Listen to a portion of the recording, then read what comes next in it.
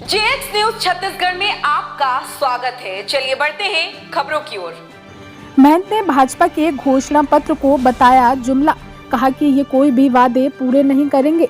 भाजपा ने आज छत्तीसगढ़ में हो रहे चुनाव को लेकर अपनी घोषणा पत्र जारी किया है। इसमें उन्होंने 21 कुंटल धान लेने एवं 3100 रुपए प्रति कुंटल राशि देने की बात की है। इसको लेकर शक्ति जिले में जनसंपर्क के दौरान चरणदास महंत ने घोषणा पत्र को आड़े हाथ लेते हुए कहा कि जो पिछले 15 साल की सरकार में 2100 रुपए नहीं दे पाए वो अब क्या देंगे।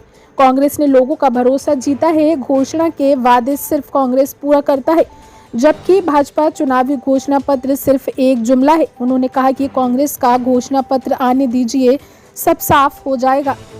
एक दो पॉइंट उन्होंने कहा है कि हम लोग 3100 देने वाले हैं। ये पिछले 15 साल में 2100 दे पाए, तो क्या 3100 देंगे। और खुद ही कहते हैं कि जुमलाबाजी थी, तो ये तो जो कुछ है उसमें जुमलाबाजी होगा, कोई सीरियस मामला नहीं होगा। पिछले 2 साल का उन्हें बोनस नहीं दिया, 2100 रुपया नहीं दिया, तो 2100 में तो आशा करते थे। कांग्रेस पार्टी ने भरोसा दिखाया है, हम सब लोगों ने भरोसा किया है, उन्हें किए हुए वादे पूरे किए हैं। अभी तो हमारा घोषणा पत्र आने दीजिए, फिर देखिएगा कौन कहाँ बैठता है। अभी हमारा घोषणा पत्र है।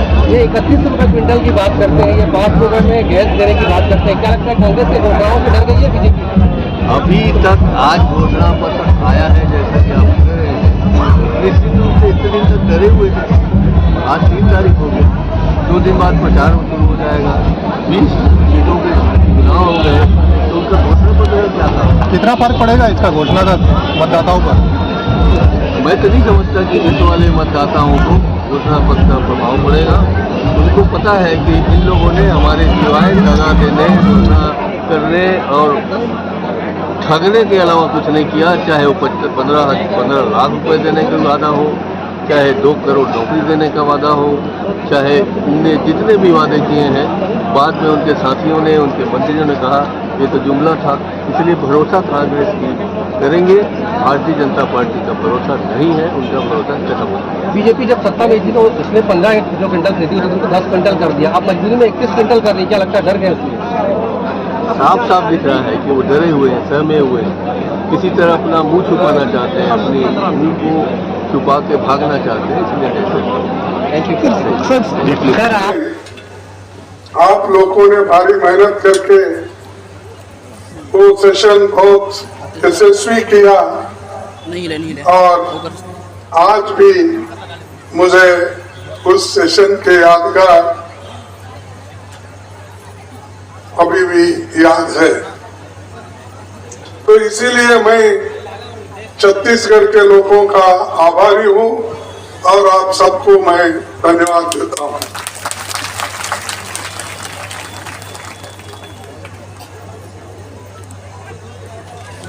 भाइयों, ये चुनाव छोटा मोटा चुनाव नहीं है।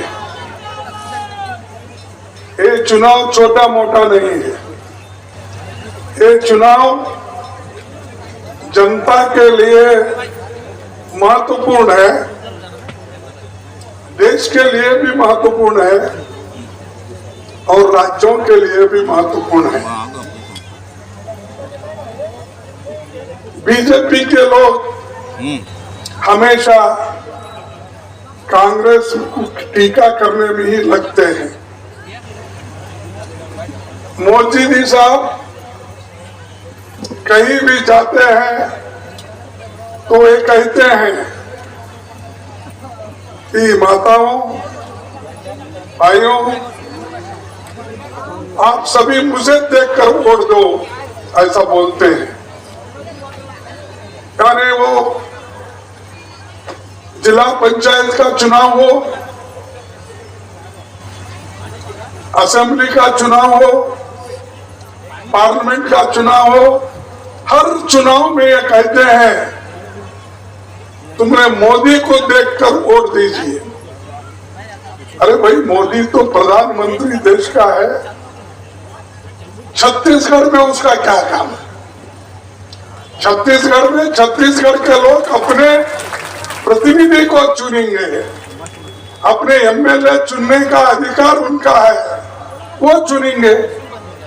वो सब छोड़ के मुझे वोट दो, मेरी सूरत देख के वोट दो, अगर आप कहे भाई आप कितने जगह हुकूमत करेंगे। अगर आप चाहते हैं कि छत्तीसगढ़ के चीफ मिनिस्टर बनना, तो आप बोलो मैं चीफ मिनिस्टर बनना चाहता हूं इसलिए वोट दो बोल के बोलिए।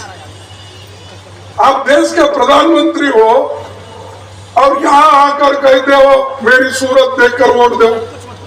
तुम्हारी सूरत कितनी बार देखना भाई? एक बार, दो बार, तीन बार, और हर जगह कांग्रेस को बदनाम करना, गालियां देना। अब क्या कि नया नाटक शुरू किए यहाँ कि छत्तीसगढ़ में 30% काका का खोका, तो 30% काका, 30% काका, और उनकी हुकूमत जो कर्नाटक में थी और वहां के सभी लोग बीजेपी के गवर्नमेंट को 40% की गवर्नमेंट कहते थे, और उसीलिए जनता ने उनको ठुकरा कर